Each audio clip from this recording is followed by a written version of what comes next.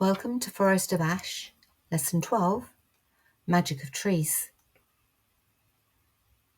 Trees were very important to our ancestors, for they not only provided both shelter and warmth, but they also shaped their landscape. The tree was a powerful visual reminder of the cycle of birth, death, and rebirth, for the tree appears to die in the winter, comes back to life in the spring, and is at the height of its power in the summer, before slowly receding in the autumn. Trees were seen as a link between the worlds, with their roots growing into the underworld, their trunk in the mortal realm, and their branches reaching up to the heavens. Trees feature profusely in myths, folklore, and fairy tales, where forests are portrayed as dark and mysterious places and are home to all manner of spirits, creatures, and fairy. Probably the best example of trees in mythology is the World Tree, or Yggdrasil, of Norse legends. Yggdrasil is a giant ash tree which is home to all 9 realms which feature in Norse mythology. The sycamore tree features in Egyptian mythology. 2 in particular stood at the eastern gate of heaven, from which the sun emerged each morning. These sycamores were called sycamores or turquoise, and were actually a type of fig tree, not to be confused with the American sycamore or London plane. It was beneath another type of fig tree, the Bodhi tree, that the spiritual teacher and founder of Buddhism, Siddhartha Gautama, found enlightenment. The banyan tree is mentioned in Hindu mythology and is considered to be a wish-fulfilling tree. The god Shiva is often depicted sitting under the banyan tree. During a contest with her uncle over the patronage of Athens, the Greek goddess Athena struck her spear into the ground and up sprang an olive tree.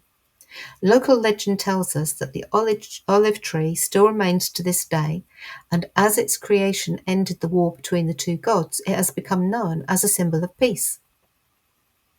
The apple tree was an important orchard tree of ancient Greece. It was associated with love and marriage, as it was given to the goddess Hera by Gaia as a wedding present.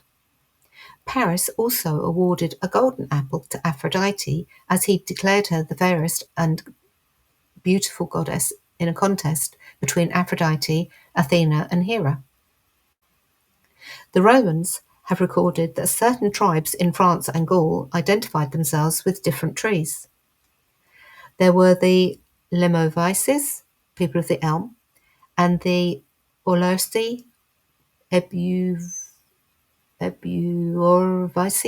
people of the yew. So it seems these people took on a tree as their totem or their protective tree. I could probably fill the entire lesson talking about trees in Celtic mythology.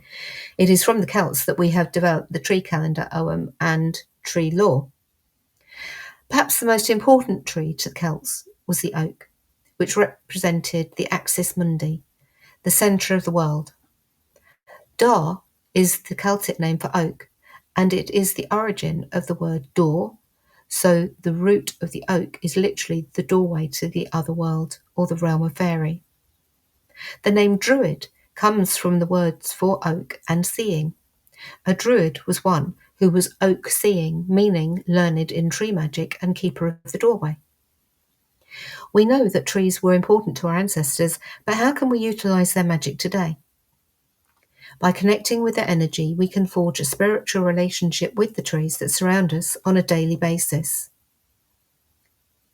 As we walk through a wood, forest, or even local park, cannot only be refreshing and energizing, but also I find it to be spiritually cleansing because of the energies contained within the trees. Many trees have medicinal and magical powers, and it is those powers that you are seeking to harness with the use of tree magic. Every living tree contains its own spirit, known as a dryad. The dryad is a living being linked to the tree and grows within it, but at the same time, it has a trans-dimensional creature living in the astral dimension as well as in the mundane world. When a branch falls from a tree or is cut with the tree's permission, part of the dryad spirit is in the wood. If we then make a wand from that branch, we can harness the tree's energy with in our magical workings. Spend some time with a local tree to connect with its dryad. Sit and read beneath its branches. Talk to it. Hug it. See what it says to you. Some trees can seem a bit sleepy. They aren't used to humans trying to converse with them, but others will be eager to have contact with you. Another way of working with tree energy is by working with a tree calendar. If you remember the Esbats lesson, we talked about using the Celtic tree calendar to enhance your magical workings. You can use the traditional calendar from that lesson, or you can develop your own system, which will be more meaningful to you. By working with a tree calendar, you will not only attune to the ebb and flow of nature, but also to the trees themselves. To connect to the energy of each tree, it's nice to be able to go out and find that particular tree and feel its energy. If that is not possible, you can find an image of the tree and place it on your altar or somewhere where you will see it every day. Below is an image of my personal tree calendar to give you an idea of what yours could look like. You can make it as simple or complicated as you like. I don't follow the traditional Celtic tree calendar mainly because I have a terrible memory and I never remember the dates. So I have chosen to adapt the Celtic calendar so it works with our mundane Gregorian calendar, with each tree starting at the beginning of the month. I also work with different tree energies according to the seasons. Forest and woodlands. What is the difference between a forest and a woodland? In this case, it seems that size really does matter. A forest is large, with the trees packed so tightly that barely any sunlight makes its way through the canopy of leaves. Forests can have deciduous or evergreen trees, or a mixture of both, but they cover a large area and are full of lots of different wildlife. They will also have shrubs, undergrowth, and grasses. Forests also usually have a higher canopy cover compared to a woodland area. A wood is a dense formation of trees, but it is much smaller than a forest, although it is larger than a grove. Have I lost you yet?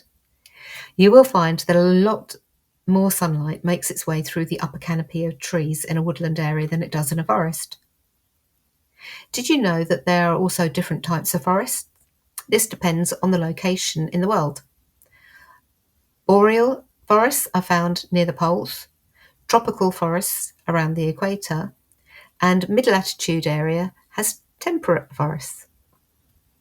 Whether it is a woodland or a forest, it is a mini ecosystem that is vital to us as humans, as the trees and plants convert carbon dioxide into breathable air. They also help regulate the climate, purify water, and even provide protection against high winds and floods. A grove is a small group of trees with minimal or no undergrowth, which can be made up of any type of tree, but often fruit trees. And then we have a coppice, which is usually a small managed group of trees, often used for cutting. And here are some more. Brake, a small group of shrubs, briars, or fallen trees. Coombe, the head of a wood in a valley. Copse, a very small wood. Covert, a dense group of shrubs or trees sometimes used for game. Dingle, a deep wooded valley or dell.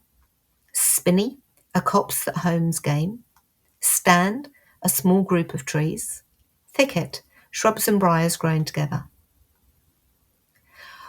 Forests, woodlands, or whatever you call them, are magical places full of potential and possibilities with any amount of hidden surprises. If you have one near you, I encourage you to investigate, not just once or twice, but try and visit at different times of the year, because each season will bring out more magic. Not only that, but trees are usually happy to provide us with all sorts of magical goodies, such as leaves, twigs, and seeds, all of which have magical uses. Forests or woodland, or whatever group of trees you are in, can also provide feathers and small bones as well. Ogham. One of the most well-known tree divination systems is the Ogham. Symbols of a tree language, that has been suggested dates back to the 4th century, sometimes called the Celtic tree alphabet. Each stroke of the ogham corresponds to a letter of the alphabet. The ogham originally contained 20 letters, but later 5 more were added, making 5 groups of 5 characters. Ogham inscriptions have been found throughout the United Kingdom. It uses the names of trees to associate with individual characters. Most of the inscriptions found are made up of personal names and marks that claim ownership to the land. There follows a list of Ogham characters. The Ogham meanings. Birch, beginning, renewal, youth, change, and good fortune. Rowan, protection, expression, connection, strength, and healing. Alder, endurance, strength, passion, divination, intuition, and the arts. Willow, imagination, intuition, vision, fertility, psychic abilities. Ash, connection, wisdom, surrender, spiritual inspiration and action. Hawthorn, contradiction, consequence, relationships, protection, and purification. Oak, strength, stability, nobility, new pathways, protection, and leadership. Holly, action, assertion, objectivity, balance, justice, courage, and growth. Hazel, creativity, purity, honesty, intuition, divination, and perception. Apple, beauty, love, generosity, choices, and healing. Vine, introspection, relaxation, depth, and psychic abilities. Ivy, determination, change, patience, exploration, and transformation. Reed, harmony, health, growth, fertility, protection, and love. Blackthorn, discipline, control, perspective, fate, and rebirth. Elder, transition, evolution, continuation, change, and renewal, career, and health. Fir, clarity, achievement, energy, foresight, grounding, and new projects. Gorse, transmutation, resourcefulness, exposure, and prosperity. Heather, dreams, romance, feelings, spirit, healing, success, and fertility. Poplar or aspen, victory, transformation, vision, inner guidance, rebirth. Yew, transference, passage, illusion, death, and rebirth, and new beginnings. Yep, I know technically some of the above aren't trees, but they are in the ogham. Ogham sets can easily be made by painting the symbols onto twigs, pebbles, or lolly sticks, and then used for divination as you would a set of runes. However, I like to use the symbols for spell work, carving them into candles, or writing on petition slips. Tree meditation, path working, recording can be found here. Grove meditation, recording can be found here. Homework. 1. Try to connect with a tree dryad and report your experience. 2. Do the tree path working and report your experience. 3. This lesson requires you to work through the Magic of Trees branch class. Please email to request the first lesson.